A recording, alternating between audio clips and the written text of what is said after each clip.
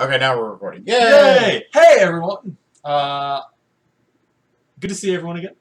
Yeah. Yes. Yeah, it's been great. It's been great. Yeah. We are happy to be back kind of on our regular schedule.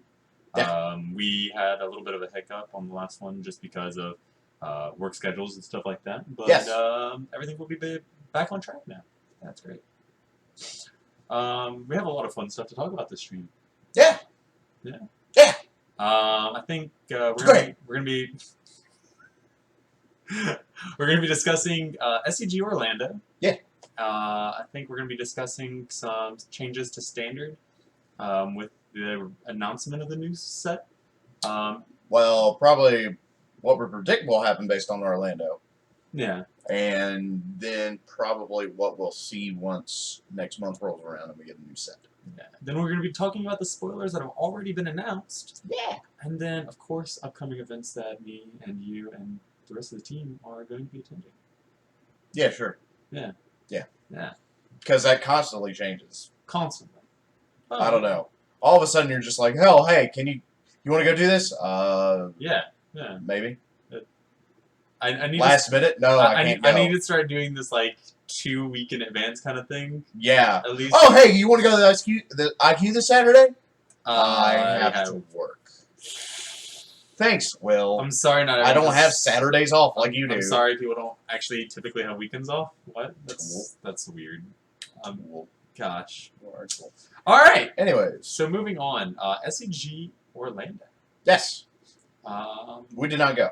We did not go. I did watch it, though. Thank goodness. I actually did not want to travel to Orlando for that event. No, we've been traveling way too Crocodiles much. fucking everywhere. Crocodile.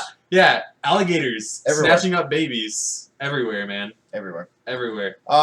So, in summation, if you didn't watch it, Tom Ross won again. Yeah. With White Red Humans again. Second open in a row. Yeah, that's pretty amazing. Has like just decimated the field with. So you know how you win? You play all the white 1-drops.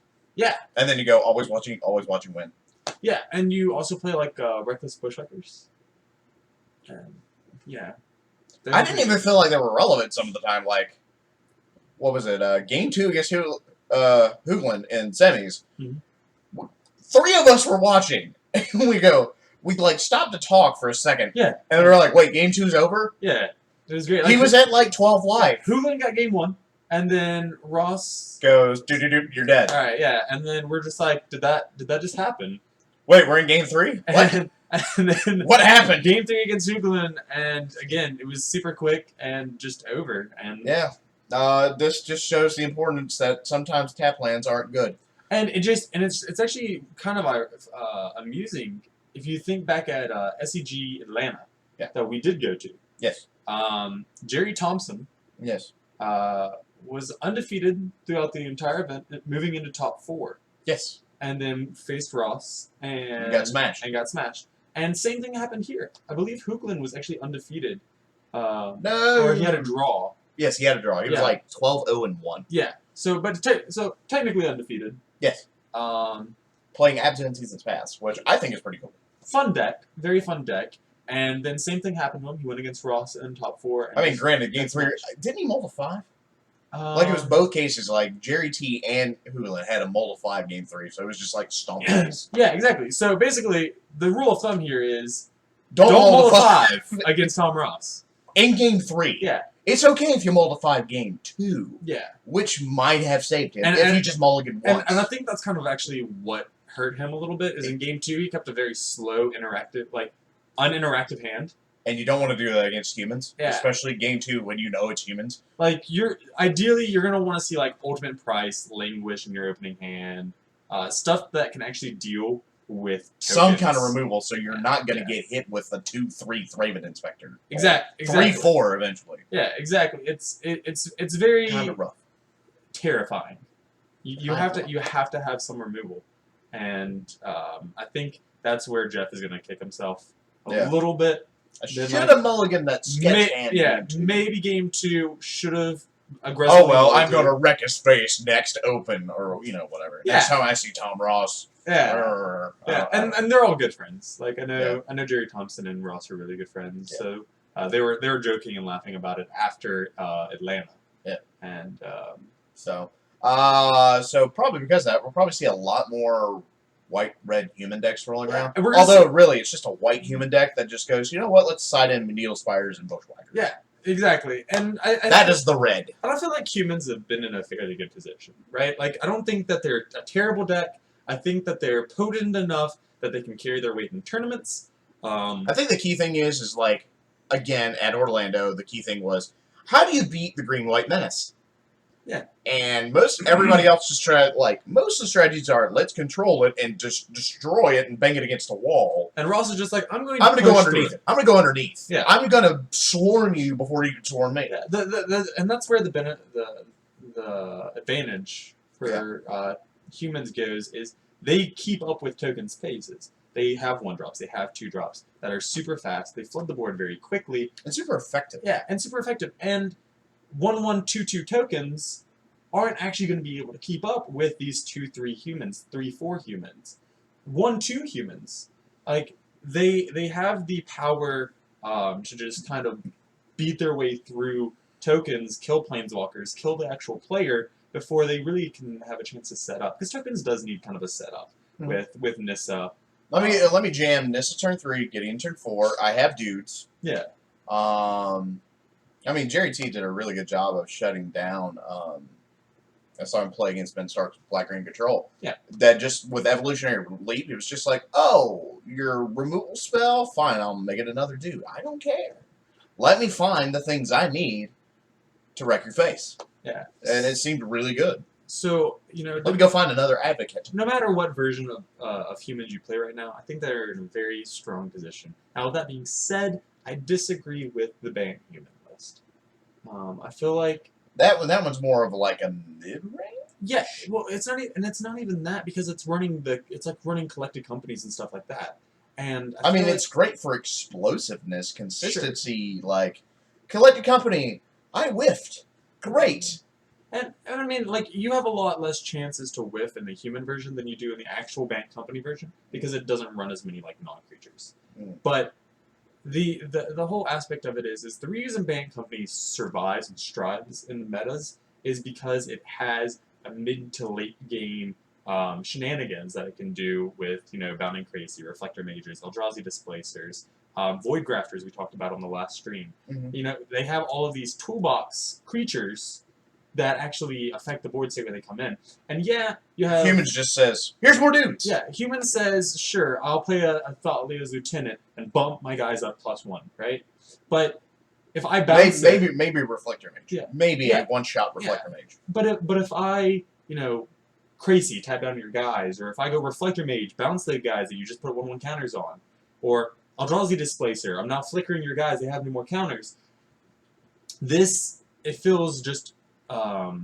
more beneficial, right? You get more value. With company, you're getting a lot more value out of your companies than you are with bank humans. Exactly. Like, there are so many times... That's the takeaway from that. There are so many times at SCG Atlanta that, I was in a really rough position. And you were watched a couple of games. And let me get my Reflector Displacer combo. Yeah, like, let me Coco, and I have to hit a Reflector Mage here to even survive.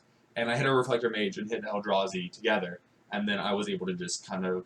or you hit Void Grafter and something else. Yeah. And basically shut down their attack. Yeah, and reset the board state to where I want it to be. So, people say that in the mirror match, the human version is better than the traditional version. And I kind of disagree with that. I feel like it is just more valuable. It depends on, like, if company is a little slow on the setup, ban humans, yes, will bash you in the face. Yeah, sure. But I mean, if ban humans is slow to start, then ban as the game progresses, company gets better. Yeah, I mean, once you get to like turn 4, turn 5, if you haven't sealed the deal, if you haven't humans, locked board, you're in a really rough position, and I think that's kind of where a lot of people struggle with it, and I think that's where red white is really beneficial because Thomas just plays 1-drops. Like he runs a couple of 2-drops, but and the benefit it's primarily just 1-drops. He's just like, I'm slamming these on the board. I don't think I even really saw him ever play a Lieutenant. It was like the 2-drop was not the way to work. Yeah, just so I get the lands out of my deck, and I have this extra mana to pop the clue, so I still stay in this. That I just don't run out of gas. I can easily re-equip my Eldritch Moon. You know, something like that. Yeah. Like, there was never a point in time where he was just like, well, I'm in top deck mode. This sucks. Yeah, exactly. And that's where you see a lot of like his decks struggle. very rarely ever ran out of gas, which is really weird. Like that, I think that's not necessarily really weird, but I think that's what makes his white-red deck so much better. Is normally with aggro decks, if you just somehow survive the initial onslaught, they're out of gas, and you're fine to do whatever you want. Yeah. It takes his deck that much longer. So, very explosive deck. I commend him and his gameplay and his deck building skills, as always. Now, another deck that surprised me. The blue-white list? Blue-white aggro, which beat Jerry Thompson's tokens in top 8. It was in which top 8. I found fascinating. I was really, really disappointed to see that it didn't get to the finals, too. I felt like it had the potential.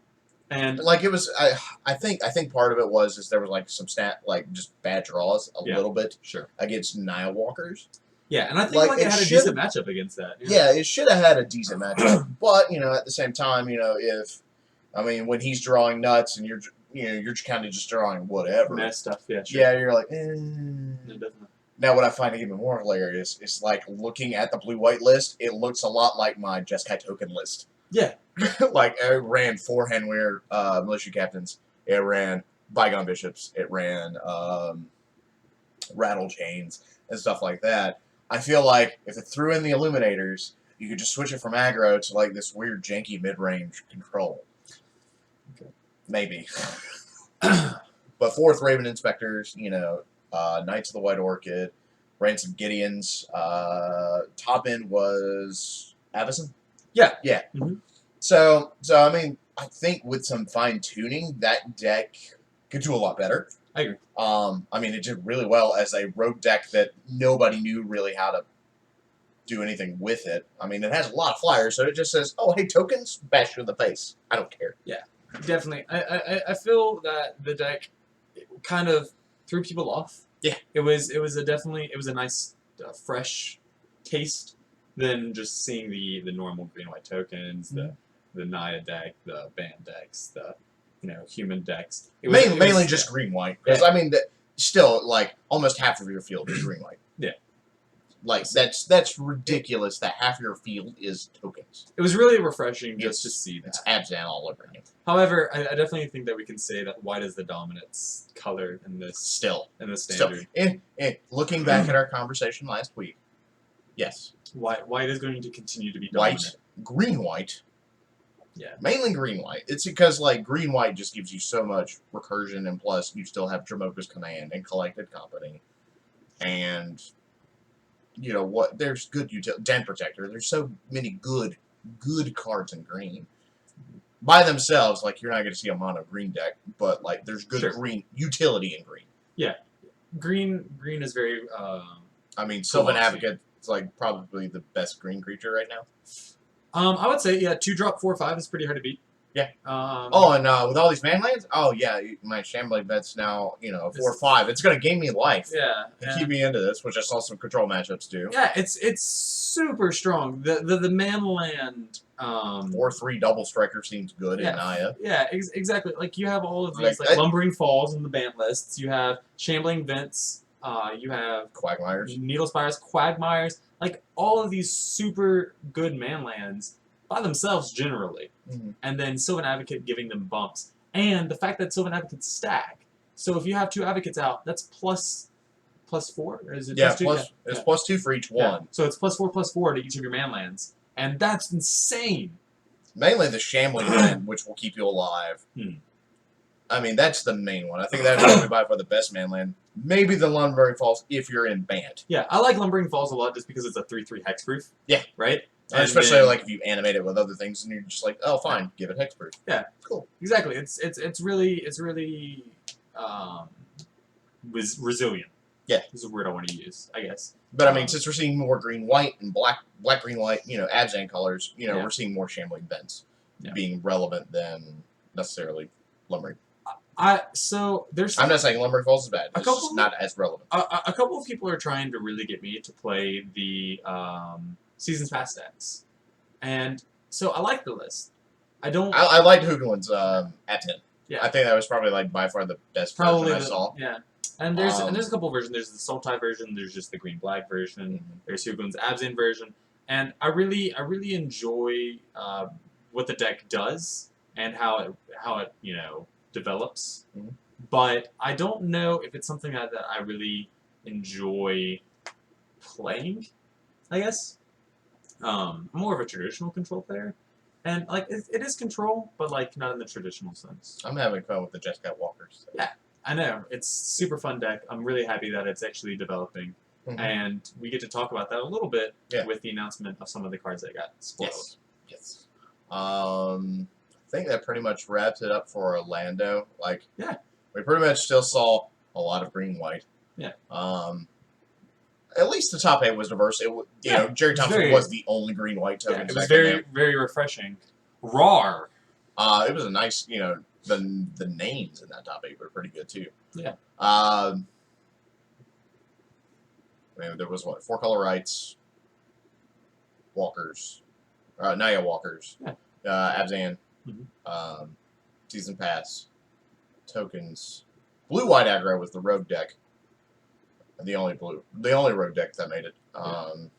White-red humans. I want to say there was another humans deck that made it.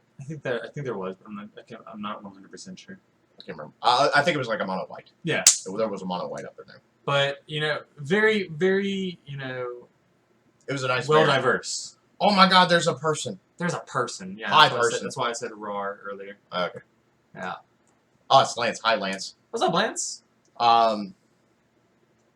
So again, I think Orlando was a really good opening. Yeah, I definitely think that everything shined. I did like the fact that both Star City and a lot of our players did donate a lot of money to one of the local charities over in our foundations. Yeah. Down in Orlando in the wake of the tragedy there. So that's really cool to shine a positive light on Magic. Yeah. I definitely think that was saying we're a force of good. We are a community and a force for good. And we stand with you. Yes. Yes. So, kind of moving away from Orlando. Standard. Yeah, we're going to kind of little bit here and there on Standard right now. So, again, we'll probably see more white-red humans decks out there. I definitely think the deck is solid, very, very strong. Pretty much that is the only viable aggro deck. I would say we'll see some tinkering with the blue-white. Probably. But I think, in terms of humans, I think the white-red is... Now that Tom Ross has shown how consistent that deck can be. 2 opens in a row. Yes, in a row. Yeah. That, we'll see more people shifting to that deck versus the Bant humans. Or the green-white or the blue-white, yeah. Or even just mono-white. Definitely. Maybe more mono-white, since, again, really the only difference between mono-white and white-red is the only red in that deck is for Needle Spires and Reckless Bushwhacker. Definitely. And, alright, so now that we're kind of moving into the standard aspect of the conversation, and we bring up green-white Menace. Play Jund. We've tried that. We have done Jund. Jund is very fun, and it's almost there. It's almost there. Hopefully with Eldritch Moon is going to bring everything we want to it. Hopefully. And we will be able to bring it back to the limelight that it well deserves. Like, I think the Traverse Delirium thing is the way to go for super strong, super powerful. So much recursion. A little bit fine-tuning. Get so many answers. It's just more of improving the consistency of the deck. And then maybe, I think sometimes there's pieces in there that don't feel, like, on paper they seem like they should be really good, but when you actually play, you're like... practice, sure. Mind Rack Demon seems pretty good. 4 or 5 beater. Reality Smasher seems good. Yeah. Thought-Knot Seer seems good. Exactly. And these are all things that were like, these are really good cards, and then we ended up cutting, then adding back, and then cutting again. And let me go up more on Goblin Dark Dwellers. Yeah. He's a great card. Great card. I think he needs to be a multiple love. Yeah, I agree completely. The reoccursion Kian and Kieran beautiful. seems good.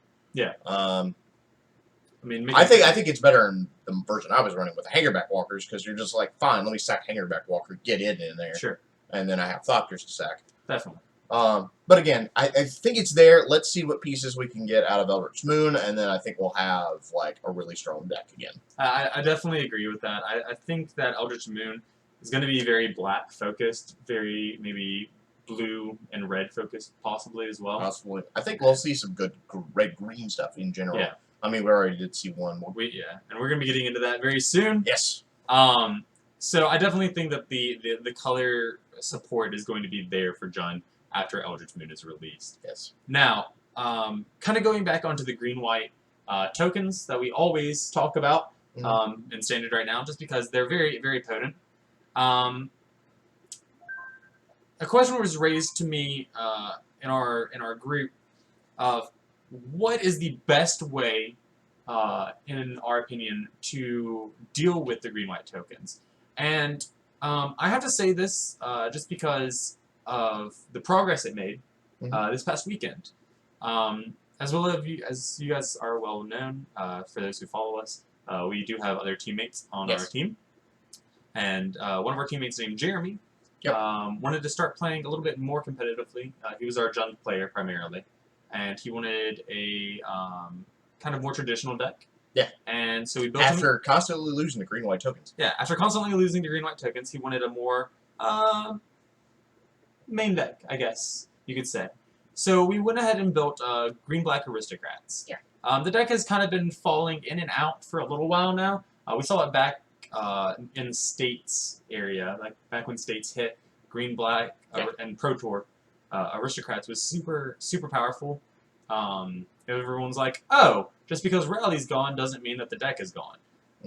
So it definitely still had some viability. Yeah. There was like 6 green-white token lists? No, it was 9. 9 green-white tokens. 9 out of like 13 players. Yeah, 9 out of 13. 9. And he beat every single green-white tokens. Except one. He lost once. Except for once. And that's... I think that was the game where like the dude had the bonkers hand and he just didn't quite have enough there. Yeah, and I don't think he kept a solid hand either. I think it was kind of a rocky hand for him as well. So I definitely think that Aristocrats has a tremendous matchup against green-white tokens. Because, I mean, it can go as wide as tokens. Yeah. And honestly, sometimes it just... As long as I have my cutthroats out, I don't care about chunking my stuff in front of your dudes. And I can, again, I can rebuild my board state just as well as you can. Exactly. So, like, Aristocrats is nothing but 1 and 2 drops. 3 drops if you Catacombs. You know, you have Cryptolith rights, so your creatures become mana at that point. You're able to flood the board very quickly, get stuff out. Rebuild your board. Rebuild your board. It has tons of life gain with Westville Abbeys, Zulaport Cutthroats, Liliana, if you get desperate enough to actually start swinging and blocking with her. But tons of life support with that deck. Yeah. And it keeps you alive. It does. It does. So, and not to mention, you just drain them so quickly that I don't think it becomes relevant that they're trying to kill you at that point. You're just like, all right, well, you're killing yourself primarily. Yeah, pretty much. You're just throwing dudes at my wall. Yeah. And my wall is then falling onto your face. Yeah, like I don't care if your 3/3 token kills my 1/1 Scion. Sure. Whatever. Cute. I will throw this in front of your Gideon bust. That's fine. You can lose life, and I will sit here and laugh at you. Yep. So I definitely think Aristocrats is in a very strong position. Just for right now. We'll see what happens. Maybe people get off this green-white tokens bandwagon. Maybe. I can hope. Maybe with Eldritch Moon, people will be like, oh, let's try new things. Let's try new things. But probably not. That's asking way too much. After rotations, people still trying to play like Jeskai Black. Or Rally. That's terrible. It's just that's like, terrible. It's not. Screw tokens. I agree with you. It was built... That is pretty much the sentiment here. Nobody on our team has gone, you know what? I want to build green-white tokens. Yeah. Like, every time we've suggested it, like, do we want to build a token? No. I don't think we've even suggested it. We've expressed our hatred for that deck. I think I suggested it at one point in time. I was like, Mike, you just want to build tokens, and you're like, fuck that. You're just like, we can't do that. But, so aristocrats. Hi, Will. Hi, Mike. Hey, how are you? Do you have to read everything out loud? Yes, I do. Hey.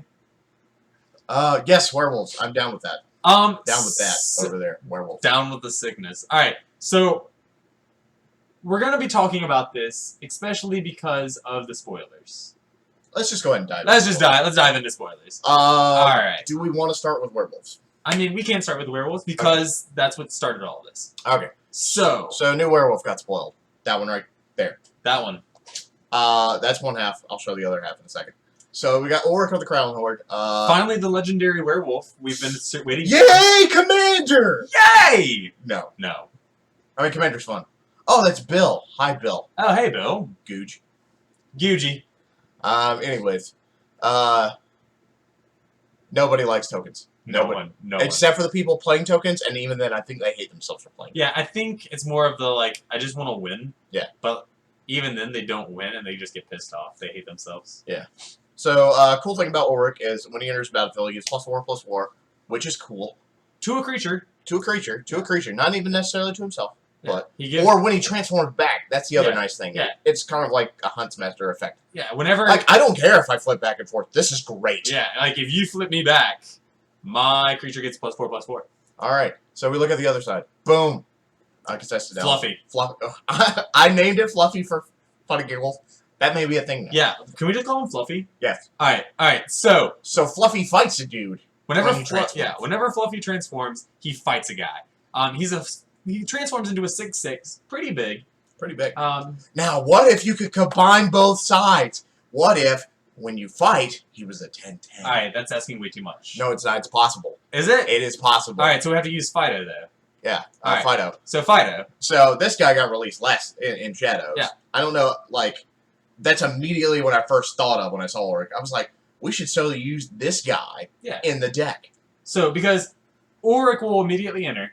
Yeah. His ability will be on the stack. So will this guy's ability be on the stack. So, then you can immediately transform Ulrich with the +4/+4. With the +4/+4. Well, no. You put the +4/+4 on the stack first. Okay, yeah. So because that way, because if you flip him first, the fight's gonna happen first. Well, you can put the fight trigger on the stack too. But then the +4 is buried underneath. Yeah. So again, put the flip trigger on the stack first. Then put the +4/+4 targeting Ulrich. All right, so now he's an 8/8. That's nothing to sneeze at. Okay, now you flip him over. He's a 10/10. Yeah. And then you fight. And then he fights and kills a guy. Now here we go. You want to live the dream? All right, Arlen Court on turn 4. Turn 3, you play this guy because his other side is Gyre Reach Banded, which is a 3. It's a 3/2 haste. Then he flips, of course. Werewolves. The way werewolves all flip. Yeah. So anyway, play him turn 3. Play Arlen Court turn 4. Bam. Boom. And then you play Ulrich turn 5. And then you swing with a 12/12. Yeah, you just live the dream. You clear the board out of whatever one dude they had because they're now pissing their pants. Because by turn 5, there's no way they're going to Ultimate Price or Ruinous Path or Grasp of Darkness or any of those things. Yes. Yeah. By turn 5, you just live the dream because they have no removal. Yes. Yeah. Let's hope. But no, so that is the dream. Can we get a turn 2? Give werewolves have hexproof? Is that hexproof? No, that's not in the standard. No, I'm saying, can that be a thing? Probably not. That's asking way too much. Wizards, please break magic. Make werewolves good. Make werewolves really good. Hashtag make Ravnica great again. I actually had that bumper sticker on my car. I know. Jace Spurler I want president. Yeah. Yeah. But so really, I don't know. We got to see what's on turn 2. I mean, it could be a pacifist turn 2. Did you just say pacifist on turn 2? Play more pacifist. Oh, that's true. Yeah. Because then that way, like, hey, I have a big beater. So what's our turn 1 then? Village Duskwatch. Duskwatch could be turn 2. That'd be a really good turn 2, actually. Yeah. Because then we can play Ulrich on turn 4. And then turn 1 could be the Village Messenger. That seems really bad, but okay, we'll go with it. What? It's a werewolf on turn 1. I mean, I'm just going with haste. Hey, what about we just transfer this to Modern? And then it gets menace. What if we just transfer this to Modern? This is all banking on the fact that our opponent does absolute shit. Yeah. Our opponent has to do absolutely nothing the entire time. Like pretty much he just goes, turn 1 land, turn 2 land, turn 3 land, turn 4 land, turn 5 land. I do nothing. Yeah. I think that's generally what you want your opponent to do, anyways. Yeah.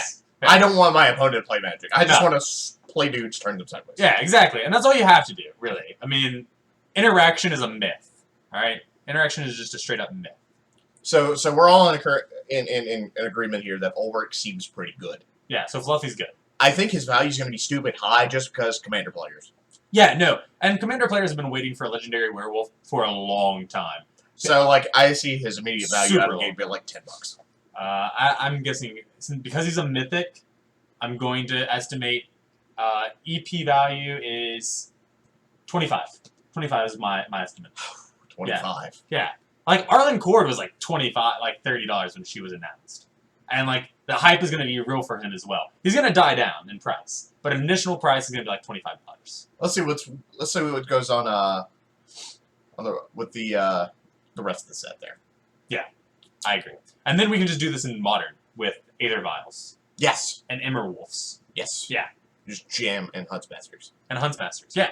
Exactly. All the werewolves. All the 4-drops. Because that's how you play Modern. You just run 4-drops. Yeah. All right. All right. So other spoilers. Emrakul was the big one that everybody was like, "Oh man, Emrakul! Oh, we guys! totally didn't see that coming." It's so I want to take pride in this real quick. Wes, I told you so. I'm pretty sure Wes is just trolling us the entire time. No, so like Wes is just like, there's no way. It's no way. It's There's Emrakul. no way. And she was like, there's no way. But so.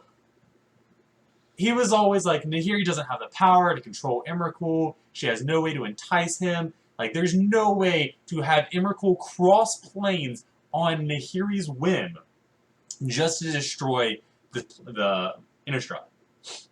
And I mean, like, the signs were there. I'm like... And I told him, I was like, Nahiri is one of the most powerful planeswalkers we have had since the Mending. It's okay, though. This is what we're talking about. He's a troll. I'm indulging the troll. Okay. All right? Feed the troll. All right. I'm feeding the troll with all of my might. So, like, feed the clan. Right? Yeah. So, she's one of the most powerful planeswalkers we have had since the Mending. Yes. She's one of the original 3 that sealed the Eldrazi. She knows the most about the Eldrazi. I mean, did you see what she did to Morkov Manor? Yeah. Like, she just went, boom. You know what, Soren? Let's make fancy statues. Yeah. So basically, the rule here is don't piss off a Lithomancer. And if you do piss off a Lithomancer, don't piss off the most powerful Lithomancer. I'm sorry, I'm just laughing at all. Nero's a trickster. Dang it, Wes. This is not. No. And no. It actually says in the flavor text of the next card we're going to spoil that Nahiri controlled Emrakul. Troll. But yeah, in the flavor text of Cokes, it actually says, Nahiri brought forth Emrakul. Yeah, it actually states that. And we're going to pull it up for you, just so you know I'm not making this up. Here, I'll just go ahead and flash the card. Right. We'll just get back to it. Boom. At Nahiri's call, Emrakul. Boom. That's all you need to read. That's all you need. That's all you need. It's right there. So initially I thought Leo Emrakul was just like somehow controlling minions, the thing to build the crypto that what the hell was it called? That weird shrine at the Drown Yard. Yeah. No, it was Nahiri. Yeah. Nahiri was going, "Hey, you angels, built this. Yeah. We must bring forth the tentacled thing." And okay, so I do want to state this. The art on Emrakul is gorgeous. Yeah. Like, this is beautiful artwork. Yeah. I wish they would have done as well on the card text as they did the card art. Well, at the same time, though, that you can't reprint Aeon's Torn. No, you can't. No, and I'm not. You can't put anything on that level of that card. I'm not expecting anything of Aeon's Torn. But okay, protection from instants. What kind of crock is that? I want to say something right now. It still dies to certain instants. Yeah. Clipped Wings. Clipped Wings still kills Emrakul. He has no wings to clip, but you can still clip his wings. And so he still technically dies to an instant spell. Or to the Slaughter. Take your pick. Yes. To the Slaughter still kills him. Yes. Stasia Snare stops him. Yeah. You know, we have all of these other removal spells that just hit him. And at instant speed. And then, of course, you know, you have Stack and Stones and stuff like that. That obviously you're going to try to burn whenever you take control of their turn if you actually hardcast it. Yeah. But again, if you hardcast them, let's emphasize that point. Yeah, and then so here comes the rough part about it is yes, you get to control their next turn, but after that, then they take another turn. It's like okay, they're trying to be two-sided here. It's like print a card that is actually good, and giving Emrakul protection from colors wouldn't be a terrible thing here because there's still a lot of colorless stuff in Standard right now. And we were actually playing Modern last night, and Andy was playing against Tooth and Nail, or Sneak Attack. Mm-hmm. And he played an Eldrazi Displacer, and whenever his opponent went to swing with an Emrakul, he was like, before combat, I'm going to displace your Emrakul. So, it's still good, right? I mean, granted, he doesn't have to sack the Emrakul at the end step, but no, exactly. It stopped from eating 15. And, sacking 6 permanents. Yeah. Here, I'll just put it on permanent lock. I'll just keep this three mana reserved for saying no. This 3/3 is gonna say your 15/15 can't do anything. Yeah. What do we got here? Ruinous Path is definitely gonna spike up in value a little bit just because it's gonna be so good, especially with. I mean, Ruinous Path will probably go in value anyway because that was like the best card to play against 3 white tokens. Yeah. Kill your Planeswalker. Kill your Planeswalker. Kill your Planeswalker. Kill your Planeswalker. So I definitely feel like a lot of the sorceries. There was decks main decking 4 Path. Yeah. 4. It's not a hero's downfall, but it's still good. I don't care. It says kill that thing. Yeah, it does. If I don't have dudes, I need a spell that says kill that thing. So, basically, my analysis on Emrakul, it's a good card. It's a 13/13 flying trample, right? So it's good, not broken. Yeah, you have to look at it that way. I think that's key. It's a 13/13 flying trampler. Protection from instants might as well not even be on the card. Okay, in my opinion. And then I think it's still relevant for what we want to do with it.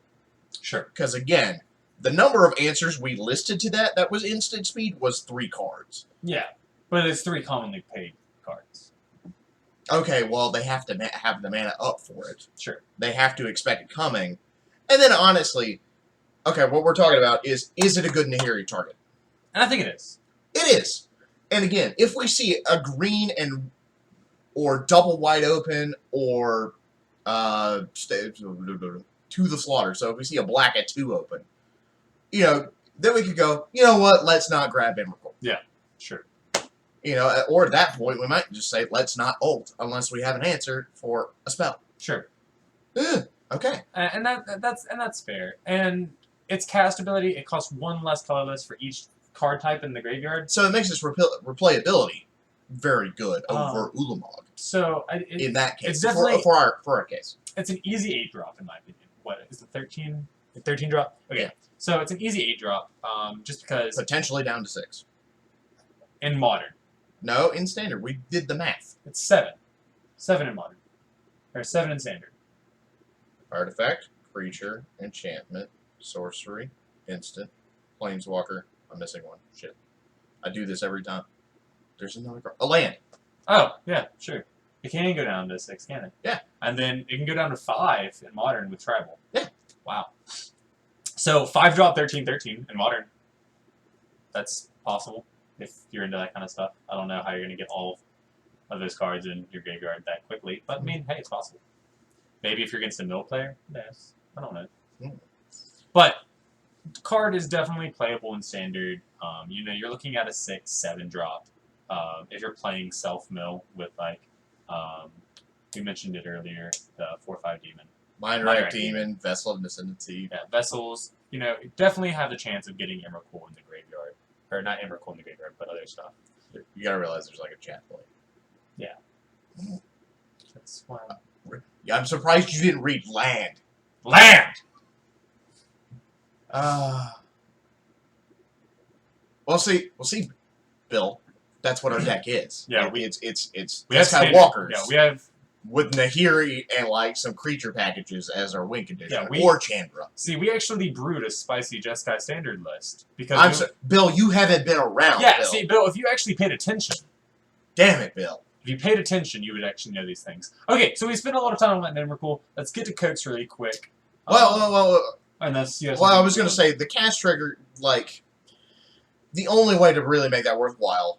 I think, like, I don't know if Emrakul's going to be main deck. Definitely a sideboard card for, like, Aristocrats or against control matchups. Because, you have Planeswalkers. Here, let me wreck all of your Planeswalkers by down-ticking all of them, wiping your own board. Sure. Fine, try to rebuild a board state now. Yeah. That's the only worthwhile. That's fair. That's fair. And I do like his ability. I think the Mindslaver effect is nice. I wish they didn't get a turn after that. But again, it's. But again, like once you've okay, this is your hand here. Let me make sure your hand's just nothing but land or useless spells against me. That's fair. Or let me make you overextend, and then by that time I'll wipe you in some way. Or play this spell. I have a counter in my hand. I'll just counter it and make it go to grave. Yeah. That's that sort of thing. That's fair. It confuses me the number of people that are confused by the sheer fact that, well, what if I part the water veil on them? Like, they have part the water and veil in hand. Let me play it on their, while I'm taking their turn. No, that's terrible. No, that's giving them 2 turns. You do not get. Just because you are controlling them doesn't mean you get the benefits of their cards. And part the water veil says take an extra turn, not target player takes an extra turn. Yeah, that would be different. Yeah, it'd be different if that was the case. Yeah. All right. So are we good on Emrakul? Yeah. All right. So let's move over to Cokes real quick. This card I feel is insane, and again, I just want to point out the amazing flavor text and that they said Nahiri said it was done, and it was done. Basically, kind of making like Nahiri a god on Innistrad. She was like, "I summoned Emrakul. Suck it." So this card, super powerful. 3-drop, sorcery, really good effect. We kind of saw something like this in original Rise of the Eldrazi with Spire of Ulamog, or Sponsire of Ulamog. Mm-hmm. It allows you to grab an Eldrazi from outside of the game and put it into your hand. Now, for competitive play, obviously this means that if it is in your sideboard. Yeah. They had to change that ruling back in the old days of Type 2. Because people were pulling out binders and just going, oh, this is outside of the game. Here, I'll play this now. This is the one answer that I knew I needed, but couldn't find space in my 15. Yeah. So, in competitive play, it strictly refers to sideboard. Yeah. Okay? However, it allows so much power and versatility with Ulamog right now. Mm-hmm. Kozilek, I guess, in a control deck. If you really want to use it for his control ability. Or really the Emrakul, or anything. Yeah. And this comes for any Eldrazi, so Reality Smashers, Thought-Knot Seers, Eldrazi Displacers, mm-hmm. For the Bant Coco lists, if they really want to just fetch up their Eldrazi Displacer. That's a possibility. I don't think it's ideal. I wouldn't say it's more of a, hey, let's fetch for this out of sideboard. I think the key part is to look at the text. It's just, not only can you pull it out from outside the game, or if it's in exile. Yeah. So if they deck and stone your Eldrazi Displacer, let me just get that back. Or if they... Stasis Snare. If they do... I know Jerry Thompson was playing with Quarantine Field. I don't know if we're going to see people play that card. Yeah. So, this card is super good. Pulls cards out of exile. Pulls cards from your sideboard to your hand if you actually need it. So I definitely think this card is super strong, super viable. I think it's a little broken. For 3 mana, it's super affordable. Yeah. Whether we'll play it or not, I think it's possible. I think if we tweaked the deck to be kind of more of a Eldrazi Displacer package, then I think it would be a little bit more viable. That's asking a bit much. Yeah, that is asking a lot, and I don't know. I mean, granted, if we really do need, I think it'd be good as maybe a 1 or 2 of anyway, just to deal with the number of deck and stones running around. Yeah, I definitely see us bringing this in as a 2 of in the list. Maybe. It's just one of those cards that we're like, crap, we have to have Fate Forgotten if we want to. And a discard mechanic. Sure. If we want to ult with Nahiri. Yeah. I mean, granted, if we have Nahiri, we do have the discard mechanic right there. Yeah. But, I mean, again, it's going to be one of those rough, clunky things if that's the reason we want to use this card. I agree. And, I just feel like this card is going to be very popular. Pre-order it now. That's my recommendation. Just pre-order it. It's going to be expensive. Go ahead and buy, 20 of them. Buy them out. Pre-order 20 because they'll probably be like $1. Yeah, and then when it comes out, it's probably going to be honestly, probably the hype surrounding this card will probably make it at least $3. I definitely think it's going to spike to $6. So if you can pick it up for under $6, definitely worth it. Speculation, bro. That's my speculation. I know I'm going to be trying to pick up as many of these as I can. Who knows? I mean, we're only 3 cards into the set. But I'm already hyped for them. I picked the janky cards. Flame Shadow Conjuring, I want like 8 of them. Yeah. My wife was looking through my cards. She was like, "Are all these yours?" I'm like, "Yes, I really like that card." But to be fair, that card's bad. Like it's a. I thought that. Like, look, with Stormbreath Dragon, that card was amazing, right? But like, it rotated. Like, I ran Jund Elves, and it was fun because it was fun to go Shaman of the Pack, copy it, swing with a copy. All right, sir. All right. Pay green, sack the copy to Evolutionary Leap. It's okay to be. I like doing janky. It's okay to be janky. All right, so that's pretty much all the spoils that we've had announced to us right now. Yep. I'm sure more will be coming out later today, tomorrow, and even into the next couple of weeks. Because I mean, we're under a month now before pre-release. Because pre-release is the 16th, 17th of next month. Yeah, well, 15th if you do the midnight. Well, technically, it's still 16th. Yeah, it's still technically the 16th. Hey. All right, but still, we're less than a month away. Spoiler is going to be coming out very, very quickly. Yep. And I'm very, very excited to kind of see what happens here. Liliana is the main focus of this set. I love it. She's kind of like the only thing that can save Innistrad right now. Pretty much. Yeah. Yeah. And I'm calling either a reprint of Army of the Damned or a functional reprint of Army of the Damned. We're going to see a spell that says, by the way, spawn 13 zombies. And it's going to have the sweetest looking art from like the trailer ever. Banwishes in Modern definitely has a possibility. I think that's an interesting possibility. Yeah. Yeah. Because you have Glittering Wish. Mm-hmm. And you have this card now. You can just kind of get whatever you want out of your sideboard. Go. Yeah. Yeah. Super strong. Let me get that Emrakul. Yeah. So, definitely strong. I'm super happy that Liliana is going to be the main focus of this. Mm-hmm. I've wanted a Lily for a long time.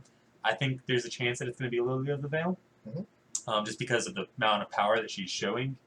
And Wizards has stated in the past that they do not mind reprinting Lily of the Veil. So it's definitely a possibility. Don't quote me on it. I'm not saying it's definite going to be Lily of the Veil, but I think it's a strong possibility. Yeah. And I'm also excited to see the actual card for the Gisela Bruna kind of fusion abomination.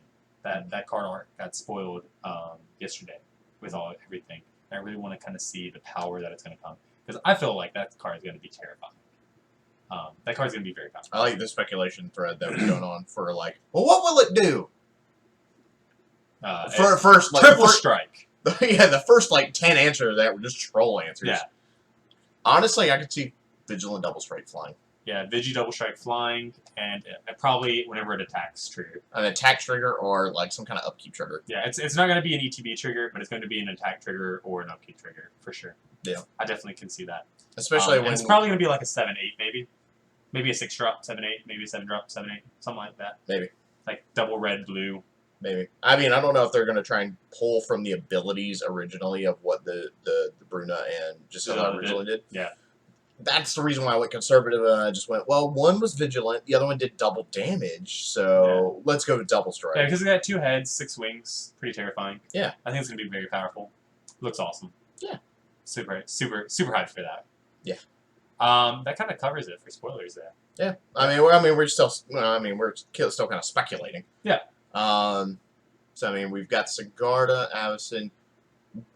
I know you were talking about, like, the resurrection of the 5th Angel. Yeah, I don't think that they're going to have the 5th Angel in here. I know Sigarda is really trying, and that's kind of what caused all of the killings of the Angels, is Avacyn going mad, first of all. And then Avacyn also forbidding the sisters from ever talking about their 4th sister.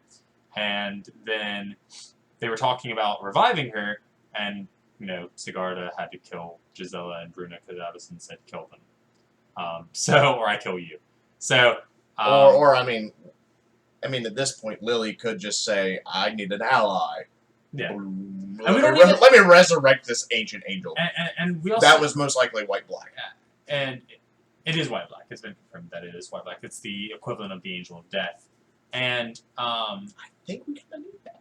Yeah. Or the Angel of Darkness. Yeah. And Darkness. I'm also curious to see who actually caused the resurrection of Bruna and Gisela, because I don't think Emrakul has the ability to resurrect. Only like shape matter. Well, see, that's why initially I said, well, like, probably what she did was she just found the corpses and just said, and this is a vessel for my spawn. Has a tentacle shoved up its back, controlling it. It's an Emrakul puppet. Look at me! I'm 2 angels. Emrakul finger puppets. Yeah, and that's Gisela and Bruna for you. It is Emrakul's personal finger puppets. So stupid. Oh man. Or if Liliana caused a resurrection of some sort, or maybe. We have all of these. I guess. I mean, the way the art looks, it looks like a corruption of. Oh, no, it's definitely corrupted. It definitely has a Eldrazi part. I don't see why Lily would go. This is mine. It is Lily, though. It is Lily. So who knows? But hopefully, we're gonna see a lot of things out of Liliana. Let's see a reprint of the chain pen. That'd be terrifying. That would make green. With all the Walker decks. Let's see a reprint. With all of the Walker decks, that is terrifying. Can we not? Yes. Can we just not do that? That'd be great. I want it. And then, because this is going to focus primarily on Liliana, and then after she kills Emrakul, or defeats Emrakul, or whatever they're going to do with Emrakul. I don't know if it's you really defeat it. It's more of can we kick her back out of the hole she came in? Yeah, can we Nahiri, what did you do? Nahiri, how did you get this bitch here? Nahiri, stop. Nahiri, I love you. Please stop. And then we get to see Tamia. Tamia's going to be in the set, probably. I'm calling blue-red Tamia. You're calling blue-red? I'm calling blue-red. Alright. I'm thinking blue-white. But you could be right. I don't see why we would have 2 blue-white planeswalkers in the same standard. Do we have another blue-white? Motherfucker. We run it in our deck. That's Narset, yeah, that's true. Oh my god. But Narset's going to be rotating out soon. Soon, not now. I mean, still soon. Kaladesh it's just like, hey, let's print another blue Kaladesh is in September? October? Yeah. So, I mean, we could see a blue-red planeswalker. Yeah. Maybe Tamia's blue-black. I don't think she's blue-black. That's a little bit kind of outside the spectrum. I don't know. Maybe Liliana goes, here's the darkness. Darkness. The darkness? Darkness. That's all I could think of when I saw the trailer. It was like, darkness. Liliana was very hyped about the darkness. I will say that. The light is only there to cast shadow. Make everything dark. And then the rat and grew purpley. And then the rat grew tentacles out of it. That was terrifying. Everything grew tentacles and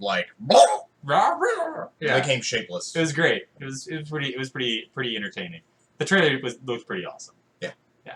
I think is what we're trying to say. If you haven't checked it out, definitely check out. There's lots of purple and darkness. Purple and darkness. That's all you need.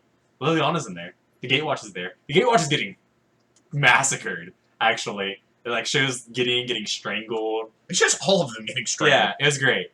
We were not ready for the tentacle monster. If you hate the Gatewatch as much as I do, watch the trailer. Why do you hate the Gatewatch? I don't know. I just hate Jace. I don't like Jace. I don't like Gideon. I don't like Gideon's okay. Chandra and Nissa. He's not as cool as a Johnny. I will give him that. Chandra and Nissa are okay, I guess. It's no Vincer. No. He's no Vincer. No. And that's the major thing here, I guess. Oh god. But anyways, moving on real quickly to events. We're going to be attending some. He's going to be attending a lot. I'm not shooting until August because, one, I need to work on playing some decks, working on brews, and that my schedule just does not allow me to go to every weekend event. So me, Jeremy, and maybe Austin and a couple of other people that travel with us a lot are going to be going to a lot of IQs here recently. I mean, if I have Saturday off, then yeah, I'll definitely make one. Some much more casual events. But you got to let me know more than, oh, it's Monday. It's a week away. It's Monday. Do you want to go to an event this Saturday? I know there's an Indianapolis GPT this weekend. I might be trying to go to that. Yeah. Because we are going to Indianapolis and having 2 buys there would be kind of nice. I might take Fish. If it's more than 9 people, you won't win. That's true. It's true. You won't win. I have a curse. I can only win 9 main events. But I've won 3 of them. 2 of them PPTQs. 1 of them a GPT. I don't know. Maybe you need to play Dash Niagara for that one. Maybe. Don't ruin your streak. Don't ruin my streak. So we finished Fish. So we're definitely looking at playing that. Or at least mostly finished. It's like 99% of the way done. 99%. Is Fish. But we're going to be going to a lot more IQs here soon, a lot more GPTs, stuff on the local level, in that kind of sense. Do we have messages from viewers? Oh, we have messages from Lyle.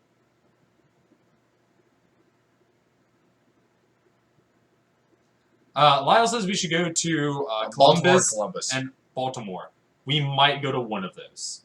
Lyle, assuming I can. Lyle, you should send me those dates, and we will work on getting off for one of them. Okay? Damn it, Lyle. Damn it, Lyle. I need people to ride with and stay with. See, this would be easier if he just made a Twitch account. This would be easier if I had another job that paid a lot more and gave me weekends off.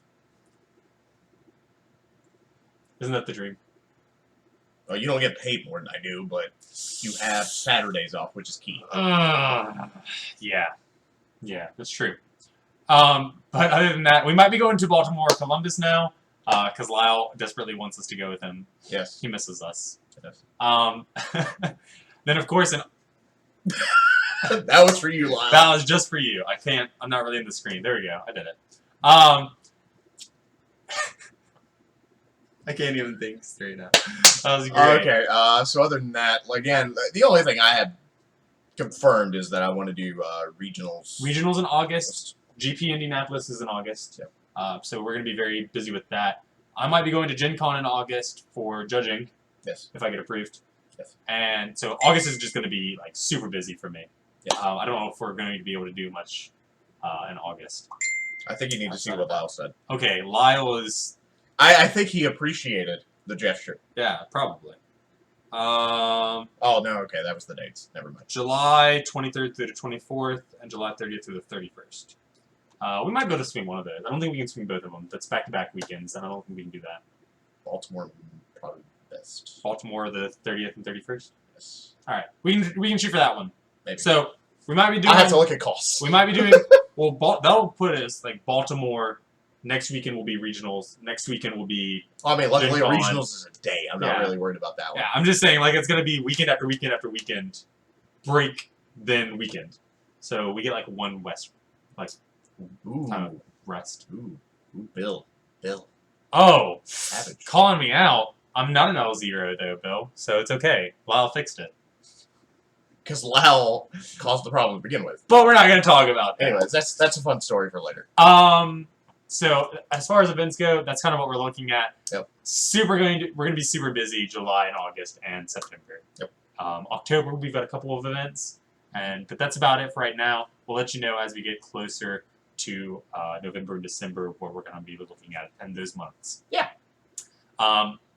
But other than that, we're pretty much to the end of our stream, pretty much. I can't think of anything else to talk about. We answered the questions that we were asked. Yeah. If anyone wants to like ask us weird questions like right now in the last little bit, they can. You got 30 seconds, go. We got 30 seconds and go. But I think no, I'm just kidding. Definitely reach out to us during the weeks that whenever we're both constantly on the Facebooks. Yeah. We're always on Twitter. We're always on the Twatter. Oh God, you say that now. always on the Twatter. Always on Facebooks. Even on our Discord channel, if you want to ask us about our Discord channel, we'll gladly share that information with you guys. Yep. Me and Mike are on there a lot talking, yes.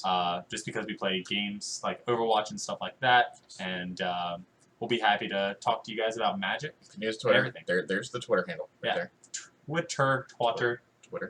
There's also a giant button that should take you there. If you're looking for us on Facebook, it's facebook.com/mentalmissteppodcast. It'll be the very first one that has our icon on it. I'm pretty sure if you go, if you actually type in .com/mentalmissteppodcast. It will take us straight. Yeah, it'll take you straight to you.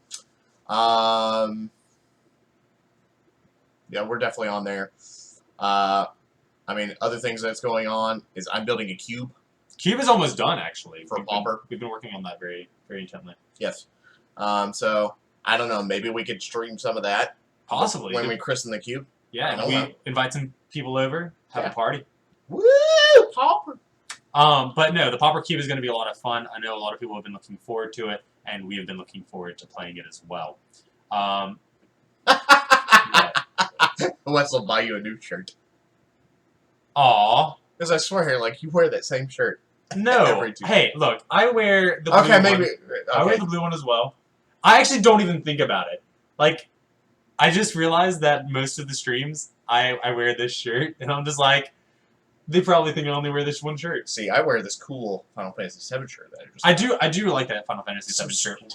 Like, Red is my favorite character from Final Fantasy VII. So, definitely. I was really happy that, because this is a random grab bag, so I took a chance. So $6. Not bad. $6 for that amazing shirt. It's pretty good. Yeah, and then I got a Star Trek Fallout mashup, and then, of course, I got my Game of Thrones. Then I paid full price. You definitely beat me on the shirts this week. Yes. I definitely think. I am a fan of really cool t-shirts. Yeah. And then, of course, we're working on our... Oh, you made it! Made it! Last second of the stream. Hey, we're gone. And we're done. No, we can sit here and talk for another little bit because everyone's like chiming in about my shirt. But no, I just put the shirt on yesterday because I only wore it in Modern yesterday. Yeah. I'm sorry, Bill, that I have a work uniform. Gosh, Bill, terrible person. Trust me, this shirt's a lot cooler than the Green Lantern one I had on earlier. Definitely. But we are going to go ahead and wrap up the recording. I think we can stay live a little bit longer and talk to people. Yeah. But thanks again for everyone tuning in. We appreciate all of the support, and we'll see you guys again soon. Yeah. All right. Later.